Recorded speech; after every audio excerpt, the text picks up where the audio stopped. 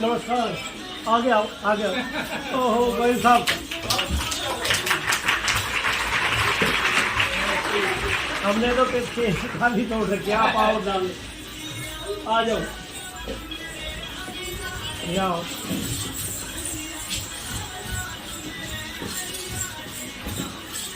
गाड़ी खूब भगाएगी, फिर जो लग जाए कहीं बाहर कोई आपको कोई परिस्थिति रहती। बेटे कुछ फोटो भी ले लो, ये फोटो लगानी है ना वहाँ, सारे वीडियो बना रही है लगती है।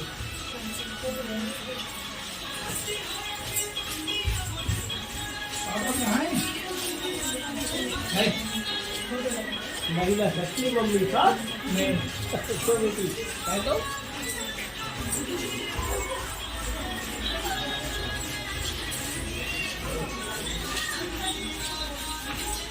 और सामान के लिए आगे दुकान खोल लो, आओगे ना।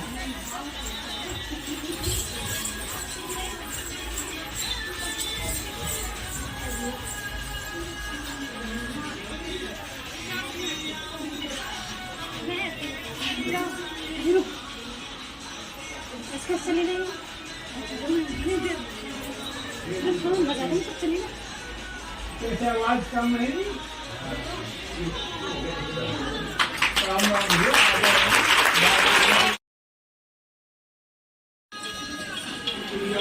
रिया गोयल, उनकी मम्मी और सभी आए हुए हमारे गणमान्य सदस्य और प्यारे बच्चों,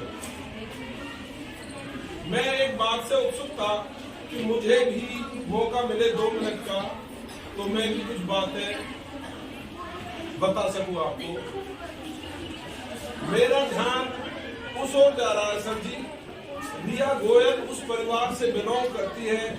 26 जनवरी 2022 को जब मुझे सम्मानित किया गया था, तो रिया गोयल के दादाजी एनआईटी फरीदाबाद से विधायक नरेंद्र गुप्ता जी ने किया था, ताऊ जी ने। उस समय उन्होंने एक शब्द कहा था, पीटी सर, जिस स्कूल से बच्चियां आज मेरे हाथ से इनाम ले रही हैं, मैं भी उसी स्कूल का स्टूडेंट हूं।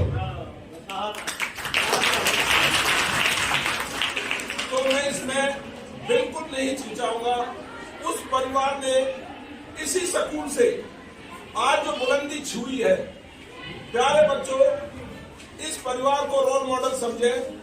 हमारे विधायक हैं और इसी स्कूल से पढ़े हैं, रिया गोयल के ताऊ जी हैं। आपको जो इनाम दी थी 26 जनवरी 2023 को, वो रिया गोयल जी के ताऊ जी थे। और आज उनकी ही भतीजी आपको एमबीबीएस के रूप में एक रोल मॉडल दिख रही है कि हम कभी भी इस गर्म स्कूल को नहीं भूल सकते हैं। कम नहीं है हमारी हतीम। अभी गुड़िया कह रही थी कि ऐसा नहीं है कि हतीम में वो हमारे स्वर्ण अक्षरों में नाम लिखने वाले बच्चे निकल के गए इसी स्कूल से। तो सभी बच्चे इससे शिक्षा लें कि हमारे यहाँ राजनीतिक और मेडिकल साइंस हो, चाहे एजुकेशन हो, कोई भी किसी भी क्षेत्र में हम हथीन वाले किसी से कम नहीं है। और हमारी शान है हथीन, हमारी एक पहचान है। तो आपने रिया गुड़िया से सीखना है कि दीदी हम भी आगे बढ़ेंगे और एक दिन आपकी तरह रोल मॉडल बन करके दिखाएंगे। ये सभी बच्चे शिक्षा लें और समझे। बार बार आपको एक ही बात समझाई जा रही है कि आज का जो प्रोग्राम है वो बेटियों का है। तो सभी बेटियां ये शिक्षा लेंगी और ध्यान दें बातों पर, जो अभी गुड़िया ने बताया कि कोरोना का टाइम 1-2 व्यक्ति इकट्ठे नहीं हो सकते थे उस समय। एकांत में पढ़ना और इतनी मेहनत करना, एमबीबीएस में सिलेक्शन होना तो बहुत बड़ी उपलब्धि है। आप किसी से कम नहीं है और इन बातों का ध्यान रखते हुए सभी बच्चे आगे जीवन में कामयाब हो जाए। Thank you. एक हमारे छोटे छात्राओं की सांस्कृतिक कार्यक्रम उसकी झलक प्रस्तुत करने आ रही छोटी बेटी। ओए किसी को भी उसको पहुंच जाए। ये पट्टी पड़ी, ये करने में दुकान में आता हूँ, आप स्पेशल कैसे बने हमें बताओ। पहुंचो सब। आगे सुनाई नहीं। मैंने स्टार्टिंग 3 के मॉडल स्कूल में की, तो जैसे आप लोग पढ़े वैसे ही मैं पढ़ी।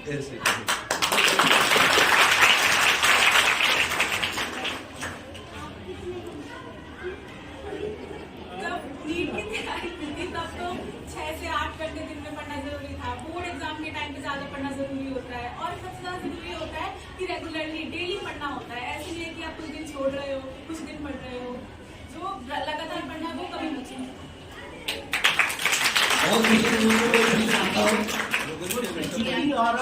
दीदी कितने घंटे पढ़ते हो? अब बेटी यही बात रोज की डेली पढ़ रहा है, उसके घंटे थोड़े ज्यादा है, हमारे घंटे कम में भी काम चल रहे हैं। लेकिन पढ़ना करो। और कैसे बोल कुछ पूछना हो पूछना किस दिन जो बात चले 8 क्लास पूछे। 8 क्लास में किसी के कोई क्वेश्चन नहीं है? बोलो बेटा बोलो। के लिए मैं कुछ परवल स्कूल से और कोई पूछना चाहता है बेटी आ जाए। और भी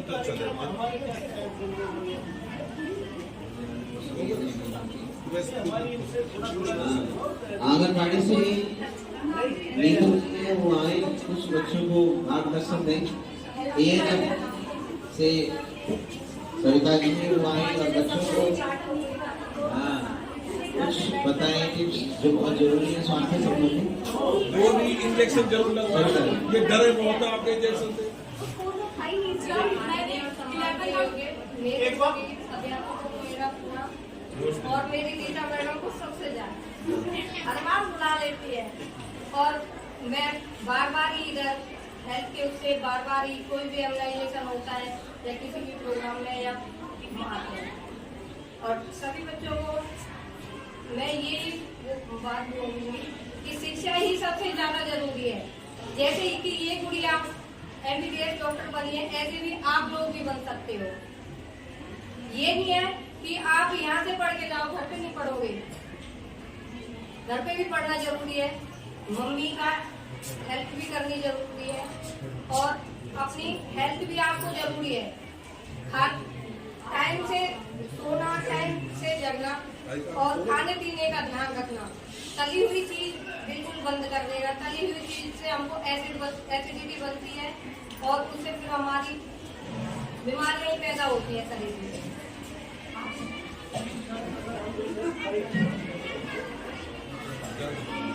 थैंक यू बेटी एक बात और सुनो, बीच में वो बोलने लग गई थी। अभी ये खुद एक बार बताएंगे कि वो 11th 12th में या स्कूल की जहाँ बात आई थी ना आपकी, अभी वो कोरोना पीरियड 11वीं और 12वीं की थी, उस टाइम कोरोना आ गया था तो सारी क्लास ऑनलाइन हो गई थी और ऑनलाइन क्लास में कुछ समझ तो ज्यादा आते नहीं है, तो सारी पढ़ाई थी वो खुद ही की थी। जो बुक्स आप पढ़ते हो NCERT उन्हीं बुक से नीट या कोई बाहर के पेपर आते हैं, तो ऐसी कोई बात नहीं है कि पैसे की कमी है या कोई स्कूल की परेशानी है। जो आपने पढ़ा है वही मैंने पढ़ा है, तो बस एंड में मेहनत ही काम आती है। तो ऐसा बिल्कुल मत सोचना कि हम स्कूल में ऐसे हैं या हमारा एरिया ऐसा है। बस मेहनत करना और खूब पढ़ना, तो अपने आप आप आगे निकल जाओगे।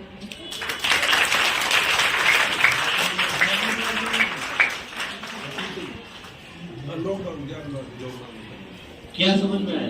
कोई रिप्लाई देगा बच्चा? किसी के क्या समझ में आया?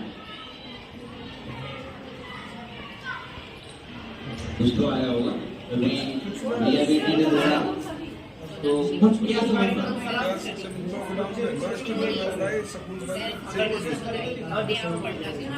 गीतों की आंगनबाड़ी से आ जाए और 2 शब्द अपने बताएं बच्चों को।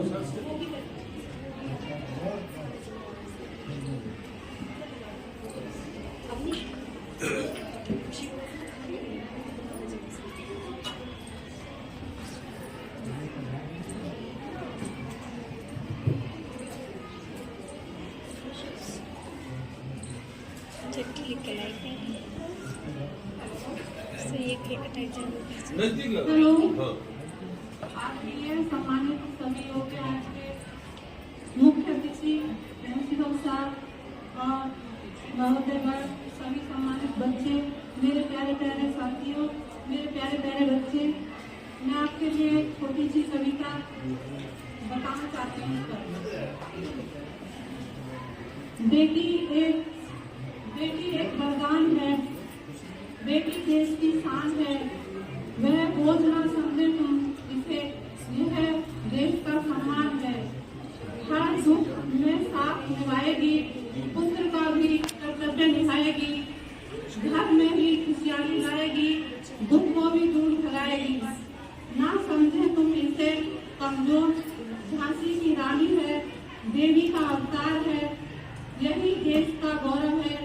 बेटी है तो यह दुनिया है, बेटी देवी है और स्वरूपी है। बेटी एक वरदान है, बेटी देश का शान है। जय हिंद।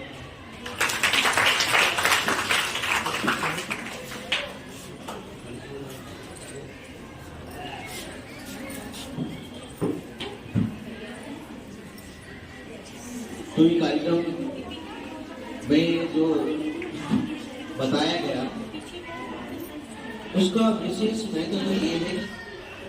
अब साथ ही साथ मैं अपने माता पिता के योगदान के बारे में भी बताना चाहूंगी। आज मैं जहाँ भी हूँ इनकी मेहनत की वजह से हूँ।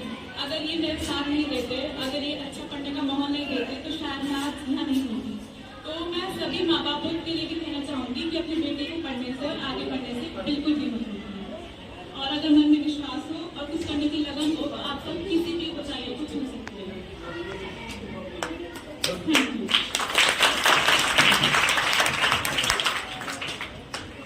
चालू करी मैंने बंद हो। पेपर